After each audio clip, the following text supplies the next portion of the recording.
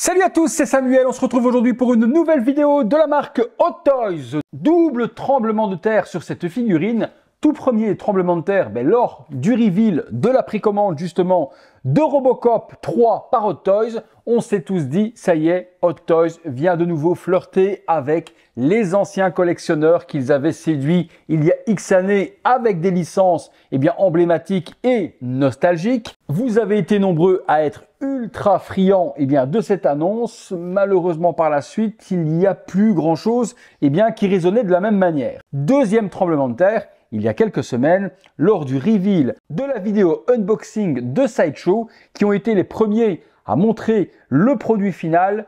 Là, vous avez retourné l'internet de mécontentement par rapport à la couleur de ce Robocop, qui n'était pas du tout celle du prototype. On va découvrir ça ensemble aujourd'hui. Depuis, il y a eu des démentis, il y a eu des photos qui ont montré qu'elle était quand même avec les reflets violets et bleus, qu'elle n'était pas totalement grise comme la première. J'ai moi personnellement la version diecast Robocop 1. On comparera l'une à côté de l'autre les coloris pour être sûr qu'il y a bien une différence. Des incohérences sur cette figurine également, mais ça depuis le prototype c'était le cas et ça n'a pas été corrigé sur le produit final, mais on va en parler ensemble. On est sur une version diecast, ce qui veut dire des parties en métal. On est sur une boîte très similaire également à ce qui se fait sur les Iron Man de chez Hot Toys. La boîte carton avec le polystyrène de côté, on reprend le même type de packaging.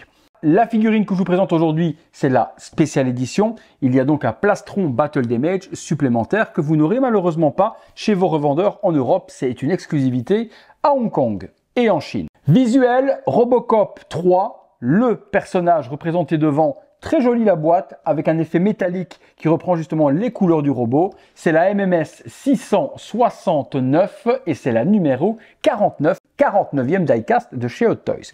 Les petits logos habituels, le titre du film, sur le côté de nouveau une architecture qui ressemble très fort au casque de Robocop. On retrouve ici le casque Robocop avec plein de parties qui sont gaufrées de façon un petit peu électronique. Tout autour, MGM, les licences habituelles, puisque forcément Hot Toys est une marque sous licence. OCP dans le polystyrène gravé sur le côté, et puis la boîte s'ouvre de cette manière, hop, comme ceci. On va la retrouver sur deux étages, totalement comme les Iron Man. Une partie à l'arrière qui se détache, où on va retrouver les quelques éléments supplémentaires qu'on va se détailler ensuite. Petit manuel d'utilisation également. Et lorsqu'on retire le polystyrène du dessus, on tombe sur la figurine. Je vais déjà vous rassurer, de ce que je vois là, on a les jolis reflets violets, bleus de Robocop 3. Peut-être pas spécialement Robocop 2 où elle est beaucoup plus bleue, mais c'est quand même vachement différent de la première diecast que je vous fais découvrir après. 3 moonplates alternatives, la Special Edition qui est là, 2 guns comme d'habitude, un en métal et un en plastique. Souvent c'est le cas. La petite main avec la tige que l'on va rentrer. Allez, on passe sur l'autre niveau. L'autre niveau, nous allons avoir le socle OCP, la petite tige, le fameux jetpack de Robocop 3. Assez emblématique justement de ce film-là. Pareil également, cette partie-là est vraiment typée de ce film. On s'étale tout ça, on regarde ce que ça donne. Les différents éléments avec ce Robocop, nous commençons comme d'habitude par le socle OCP Robocop par devant. Pour moi, le logo est complètement foiré. Logiquement, il doit être beaucoup plus haut. Et logiquement, ça fait vraiment un pentagramme complet. Pour moi, petit foirage. La petite tige habituelle, ici, elle a un décroché différent pour venir attraper Robocop à la taille, bon, pas top non plus au niveau de la tige. Le petit gun qui va se mettre du coup sur le bras de Robocop, donc tout noir, pas spécialement de weathering, quelque chose d'habituel. Et puis on a cette petite partie qui est ici, c'est une balle qui est en propulsion. Après le diamètre, je dirais que ça rentre ici de la sorte. Des mains additionnelles avec des doigts articulables, donc noir laqué. La fameuse main avec le spike pour rentrer dans l'ordinateur électronique et pouvoir consulter les fichiers. Aucune idée de ce que ça peut être. Il y a 2 crochets de la sorte avec des petits tétons, on découvrira dans le manuel. Un chargeur qui va, je pense, dans cette arme-là également. Je vois pas où ça pourrait aller d'autre. Le plastron Special Edition, le voilà, donc Battle Damage complet. Bon, le casque ne le sera pas. Est-ce que c'est vraiment utile d'avoir ce plastron éclaté sans avoir le reste de l'armure éclataxe? Pour moi, pas trop. Maintenant, à Hong Kong, c'était offert en Special Edition. On le prend. En Europe, vous ne l'aurez pas. Mais est-ce que c'était vraiment utile? Vous me le direz dans les commentaires. On peut déjà voir là qu'au niveau du rendu, du bleu, du violet, on a quelque chose qui est différent de la première version de Diecast. 3. Moonplate, et Moonplate, non pas de l'acteur qui interprète Robocop 3, Monsieur Burke, mais ici des bouches qui ressembleraient très fort à celles de Peter Weller. Une bouche grimaçante, une bouche faisant une petite moue un petit peu spéciale, et une bouche, vous savez, la fameuse bouche avec la cul de poule, c'est quand il est en souffrance. Sur la chaise robotisée ou autre, il fait souvent cette petite bouche. Sur la figurine, on va le découvrir, on a une bouche régulière. Donc ça s'enlève comme d'habitude, comme ceci. C'est en PVC, c'est pas en silicone. On retire la bouche d'origine sur le casque et on remplace par celle-ci. Hot Toys nous fournit également forcément l'énorme jetpack avec les bras articulés. On pourra les mettre forcément de cette manière-là sur Murphy. Et puis on a le Cara Design de Robocop 3, gris, les petits pistons un petit peu partout sur l'arrière. C'est ultra bien détaillé également. On a les petits logos, on a les petits pistons. Ça tourne, si je dis pas de bêtises, ouais, vous voyez, ça tourne et en même temps, le piston vient monter et vient descendre. Et ici, les petites architectures avec les petits tuyaux à gauche et à droite. Est-ce que c'est spécialement l'item de ouf que l'on va vouloir mettre sur Robocop? Je vous dirais que non. À nouveau, c'est Robocop 3, c'est fourni, on le prend. On passe sur la figurine. La figurine, et vous dites pourquoi Samuel tu n'es pas dans ton box blanc habituel? Justement, je n'ai pas voulu reproduire l'erreur qu'a fait Sideshow en se mettant dans un box blanc avec des lumières ultra fortes et du coup faire une exposition qui n'est pas adéquate et qu'on ait un Robocop tout gris et que ça fasse scandale comme ça a fait lors de la vidéo de Sideshow en étant dans une lumière naturelle sur mon bureau sur lequel je travaille. Vous verrez vraiment la couleur de l'armure par rapport à sa véritable couleur et les reflets dans la lumière naturelle. Voilà ce que donne du coup ce Robocop. Et on peut le constater, il n'est pas tout gris. Il est effectivement gris de base avec tous ces reflets violacés, bleutés à certains endroits. La partie du torse, des mains et des avant-bras sont en noir laqué. Si mes souvenirs sont bons, logiquement, c'est pas si laqué que ça dans le film. Je penserais même qu'on est plus sur une version un petit peu caoutchouc de la sorte sur les couleurs. Mais les fans et les spécialistes de Robocop, vous me le direz dans les commentaires. On a vraiment tout qui est 100% screen accurate, OCP Police 001, les petits pistons ici sur l'arrière et on voit tous les dégradés de couleurs. Donc là-dessus, on peut être rassuré. La jambe, comme d'habitude, elle va s'ouvrir de la sorte pour pouvoir laisser apparaître le fameux rangement pour le gun de Robocop. Jambe ultra emblématique et super facile à assembler et à fermer, un petit peu comme la première.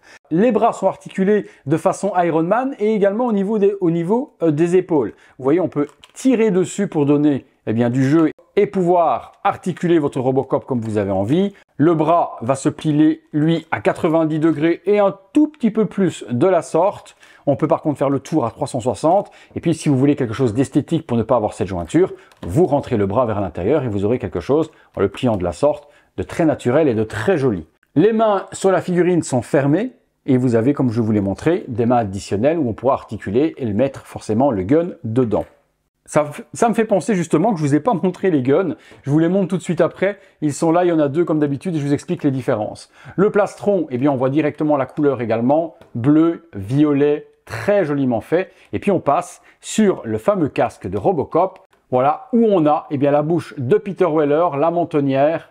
Le casque, on voit également qu'il y a des reflets d'aérographes qui ont été faits en violet. On a du bleu ici, du gris sur le dessus. On peut retirer le casque comme d'habitude et changer la bouche. Malheureusement, quand on enlève le casque, on n'aura pas le visage complet. Il n'y a strictement rien. Dommage de ne pas avoir eu un visage alternatif non casqué. Mais s'il l'avait fait, nous aurions eu le visage de Peter Weller et de toute façon pas celui de Monsieur Burke. Bon, après, le Cara Design, il est 100% screen accurate. On a les petites parties ici, la petite partie d'aération, les attaches ici sur le dessus. Moi qui ai monté la Altaïa et je vous en fais une vidéo très bientôt, on a appris à connaître forcément toute l'architecture de Robocop, pièce par pièce, lorsqu'on l'a assemblé. Sur l'arrière, vous retrouvez également les reflets violets et la partie qui permet de connecter la tête et l'informatique de Murphy. Non, la figurine, elle est vraiment très belle. Je vous montre les guns et ensuite on se fait des pauses et le comparatif avec la première au niveau des couleurs et vous allez voir que c'est assez flagrant la différence. Voilà, les fameuses armes de Murphy, donc le fameux Autopilot 9.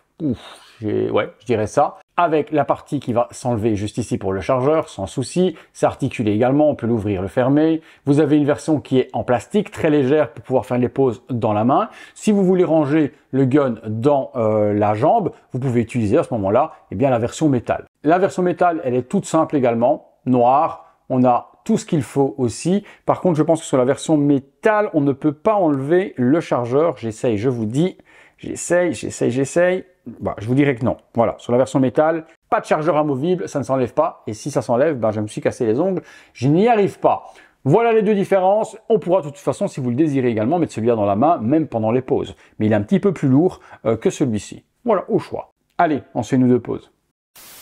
Figurine tournant à 360 degrés de Robocop de Hot Toys pour vous montrer des pieds à la tête de façon complète, la figurine, les reflets, la couleur. Ça, vous voyez dans un milieu naturel et dans une vitrine ce que va donner votre figurine. Bon, au niveau des parties die-cast, c'est un petit peu comme d'habitude. Il y a des parties dans les jambes qui sont die-cast, mais également dans les bras. Le torse, lui, est en plastique. Le casque est en plastique également. Donc, je dirais qu'il y a, allez, un bon 40% de métal dessus. Après, ça reste une très belle figurine. On va l'accessoiriser, se faire une ou deux poses avec les différents accessoires et les différentes bouches. C'est parti. Position simple, 3/4 profil, les bras un petit peu relaxés, un pied devant, un pied derrière. Quelque chose de totalement muséum. La fameuse pose de Robocop avec son gun, j'ai mis la version métal. Forcément, on a beaucoup plus simple à pouvoir mettre la version plastique. Là, ça tient. À peine vous viendriez à la toucher que ça pourrait tomber. Avec la petite main également vers l'arrière lorsqu'il est en train de viser. Pose possible également, le gun vers le haut, le bras se plie à 90 degrés, aucun problème. Et je lui ai mis la petite bouche cul de poule. Vraiment, c'est celle que j'aime le moins. Celle énervée fonctionne bien et puis celle un petit peu chelou qui fait la gueule. Bon, franchement, il y a que deux bouches pour moi qui sont vraiment intéressantes, la régulière et celle où il montre les dents. Je vous ai mis la bouche énervée, j'ai mis également la fameuse arme avec la balle qui est en train d'être tirée. Hyper simple, vous retirez le bras, vous retirez le brassard et vous avez un PEX pour pouvoir assembler cette énorme arme de pointe sur ce Robocop. Pour l'autre petite main classique, le visage énervé fonctionne bien. Vous mettez une pose comme ça en train de tirer avec la bouche vénère. C'est une pose qui peut passer plutôt pas mal dans vos vitrines également. Le plastron Battle Damage avec l'arme de pointe, visage toujours grimaçant, et là forcément comme il s'est pris des impacts, j'ai mis la tête un petit peu vers le bas, c'est joli également. Maintenant, est-ce que juste ce plastron là, sans avoir le reste des mages, ça a une importance? Ça, vous me le direz vous dans les commentaires. Le jetpack est assemblé, les petits crochets dont je vous ai parlé tout à l'heure dans les accessoires se mettent justement dans les brassards et ça permet de clipser sur les avant-bras pour pouvoir tenir les avant-bras justement sur les bras de Robocop. Bon, c'est très joli, hein. Franchement, la partie métallique et aspect métallisé de la peinture donne super bien, les réacteurs, les bras articulés. C'est un accessoire qui peut être quand même super cool à exposer sur sa figurine si vous aimez avoir un Robocop avec un jetpack. On va terminer simplement sur le comparatif des deux couleurs avec la Hot Toys et puis on se retrouve pour la conclusion. Le comparatif tant attendu, le voilà. Sur la gauche, la Robocop 1, la première diecast sortie par Hot Toys. Et puis vous avez sur la droite forcément la nouvelle édition Robocop 3. Est-ce que c'est la même figurine? Oui. À 200%, c'est le même moule, rien n'a changé. Les articulations sont pareilles, au même endroit, de la même manière, les bras se tirent, on peut faire vraiment tout, le bassin se déplie, c'est vraiment le même moule et les mêmes figurines. Rien ne change. Qu'est-ce qui va changer? La première, vous le voyez, on est sur une armure vraiment très grise et quelques effets violacés à gauche, à droite. Sur la version Robocop 3, on retrouve, au lieu d'avoir un gris métallisé vraiment très pur, plutôt un gris bleuté avec des reflets qui vont être violets. Ma préférence irait vraiment sur le Robocop 3 aujourd'hui. Pourquoi? Parce que j'ai même l'impression que le Robocop 1 avait cette couleur également plus gris bleuté avec des reflets violets. Quand je prends le buste que j'ai juste ici à côté, regardez, je vous fais un 360 degrés, hop là! Quand je prends le buste de Jean-Philippe Rechet qui est juste ici, on a des reflets et une couleur qui ressemble très fort en fait à la Hot Toys. Hein. On est sur un Robocop pour moi qui devrait être un Robocop 1, mais vous voyez le gris est très bleuté. Donc on retrouve vraiment en fait la même couleur qu'a fait Hot Toys. Je retourne, nous revoilà, qu'a fait Hot Toys sur cette nouvelle version. Est-ce spécialement à 200% un Robocop 3? Je vous dirais non, surtout que la bouche, c'est Peter Weller. Voilà, vous avez vu les différences. Je vous montre l'arrière également. Voilà, de derrière aussi ça se voit, hein. À part les brassards sur la figurine Robocop 1 que l'on retrouve à gauche, qui sont un petit peu violacés, le dos est vraiment gris de chez gris. Sur la version Robocop 3, le dos est un petit peu plus bleuté avec plus de nuances violettes. On passe à la conclusion. Voilà les amis, conclusion sur ce Robocop 3 de chez Hot Toys. Je vous ai mis pour la pose finale la jambe ouverte, la main prête à attraper son gun. Je vais être totalement honnête avec vous, j'ai une énorme préférence pour celle-ci. Elle est vraiment sublime. La couleur me fait justement penser au buste de Jean-Philippe qui est juste là. On a le beau bleuté gris avec les effets violets. On garde le visage de Peter Weller, donc emblématique, merci, et pas celui de Burke où on a forcément beaucoup moins d'affection pour cet acteur que celui qui a fait Robocop 1 et Robocop 2.